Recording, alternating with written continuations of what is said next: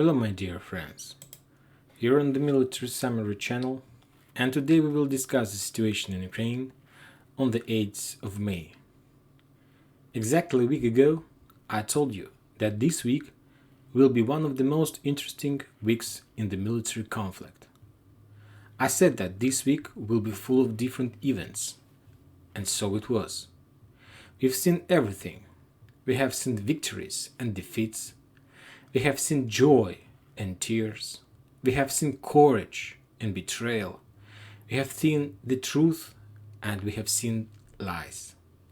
We believed in lies and didn't want to notice the truth. And today, on the eve of the great holiday of victory over evil, I would like to remind everything that happened during this week. And today, I would like to start with Odessa, from the island of Snake, or from the Bile Island. We see that some news comes from Ukraine. Completely opposite news comes from the military command of the Russian Federation. And we wonder who to believe, who is right and who is lying. I will not give you the answer to the question. It's impossible. But we can evaluate the outcome of these events, and this result will be able to give us a clue who won in the end and who eventually lost in this battle. From the beginning of this week, the Ukrainian side began mercilessly bombing the island. Thus, they managed to destroy the Tor air defense system. As a result of this attack, the island remained completely unprotected against air attacks from the Ukrainian side. Later, we saw a video of Ukrainian Bayraktars destroying small Russian ships of the island. In response, the Russian command decided to abandon the island, and the Russian armed forces began a massive bombing of the military infrastructure of Odessa region. And then there was a silence. Some people did not even notice these events, or did not attach any importance to them. And after a pause, we got two completely different versions. The Ukrainian side showed us a video of how they completely bombed this island, how they bombed an evacuation helicopter. The Russian side at the morning briefing stated that over the past day they managed to destroy 4 helicopters, including 3 landing helicopters. I want to note that each such landing helicopter accommodates up to 30 paratroopers, so we get 120 paratroopers. They also said that they destroyed 4 Ukrainian planes, 3 Bayraktars, and 1 amphibious assault boat. And then the question is who to believe. I think that each of you should decide for yourself who to believe. Personally, I will judge by the results. If the Ukrainian side does land troops on this island and regain control of it, then I will believe them. If not, then I will believe the Russians. But this is not the answer to the question of who eventually won in this area. I believe there was a draw in this area. No one won, but only everyone lost. We are used to seeing either only victories or only defeats, but there are moments in life when there is a draw, and I think this is one of those moments. Now let's move to the Kharkiv area. Kharkiv region is the only place where the Ukrainian side has achieved great success. Some sources say that the Russians withdrew from their positions to the north due to the threat of encirclement, and the Ukrainian side simply regained control of the empty cities.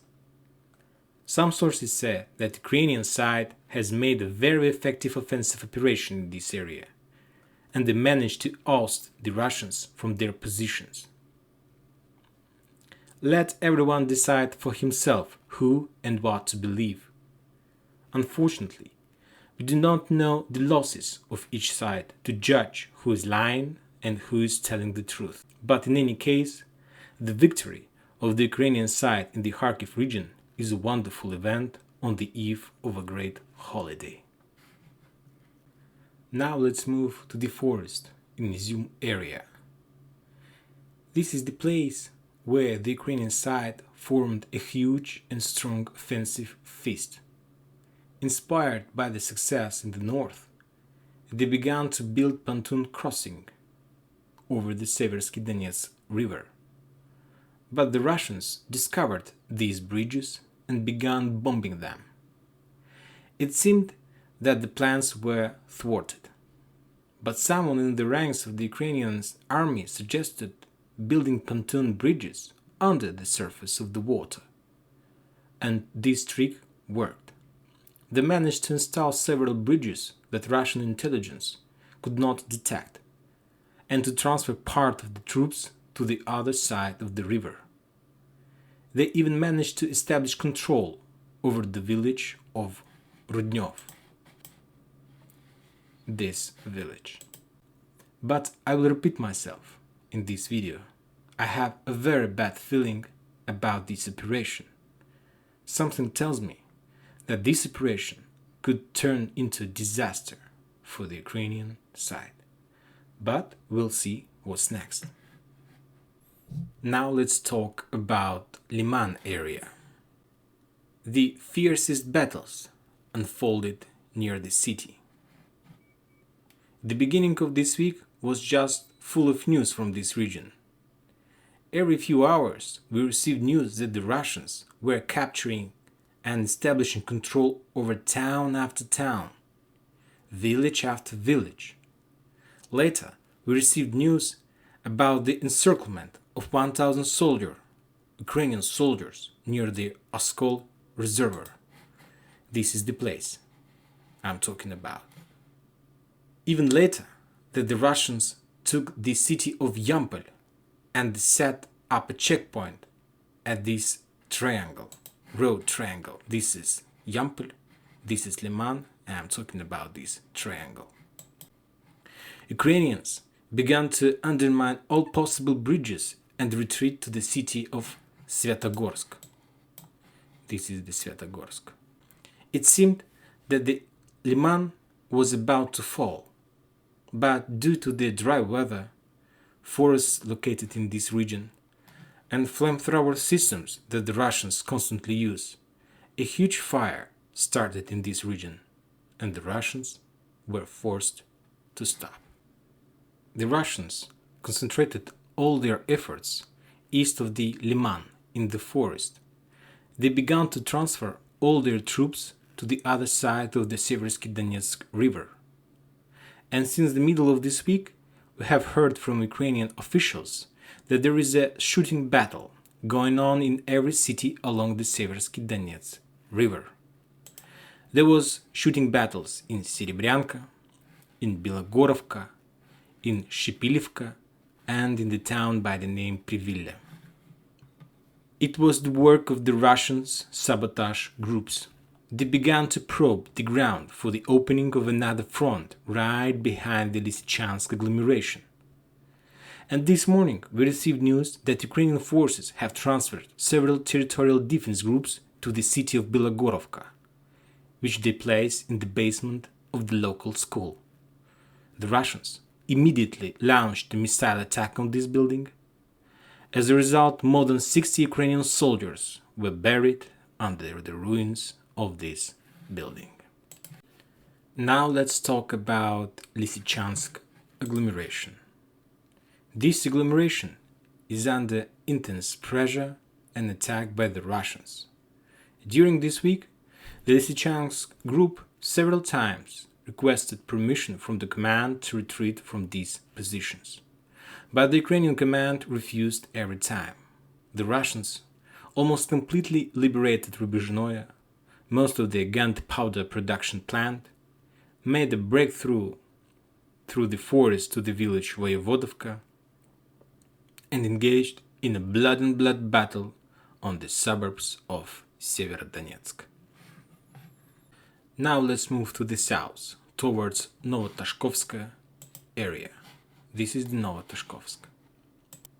Just south of the Lysychansk agglomeration, in Novotashkovsk area, Russian troops, the Russians, are breaking through the Ukrainian defense and capturing city after city, village by village. The bloodiest battles are observed in the village of Nizhny. This is the Nizhny, and by the way, this town was liberated by this evening. And in the town Orekhova. This is the town Orekhova. There are still heavy clashes there, and the Russians controls just half of this town. Orekhova is the town where it is the vital for the Russians to get the forest, which is located in the northwest part of the city of Orekhova, in order to block the highway connecting this region with the Lysychansk agglomeration. Perhaps in the near future, it is in this area that we will see a new cauldron on the military map of Ukraine. Now let's talk about Popasna. What can I say? Popasna has fallen. And this information was confirmed by the West map as well. This is one of the most important regions in this war. According to the Russian sources, in this region, the Ukrainian group was completely defeated and was forced to retreat. It was in this region that the Wagner's PMC fought on the Russian side. It was they who were entrusted with the task of taking such an important city. Some officials have already managed to declare this city and the battle for this city as the Stalingrad of the 21st century. This key region opens up opportunities for the Russians to attack in any direction with a broad front line. Now let's talk about the Mariupol. I think that today, this week, the final chapter was opened in this book. The Azov Spartans are still holding on. But according to official Ukrainian sources, a traitor was found who showed the Russians the secret way, the secret path, and the Russians began storming Azovstal. First, they took the hills in the south of Azovstal, these hills. Then they bombed this plant almost to the state of the ruins and began the assault. After that, the last civilians left the factory, and we expect the final scene of this human tragedy, which will go down in the centuries as a story about unbreakable warriors, and not only about the Ukrainians, but also about the Russians, who no matter what, brought the matter to an end, as their ancestors once did in 1945. As you can see, a lot of events took place on the eve of this great victory day. It's up to you to decide who won or deserved this holiday, and who didn't. My only task is to tell you everything and explain how I see it all. But the most important thing is that the holiday is tomorrow, and regardless of the success or failures of this week, I think that the most important events are waiting for us tomorrow. Because it is by tomorrow's events that people will judge who deserved this victory and who's not. And seems to me that the Russians just need to keep their achievements. But something tells me that it's worth waiting for a big surprise from the Ukrainian side. And that's it for today. Thank you for watching. Subscribe to my channel. And happy Victory Day. Bye bye.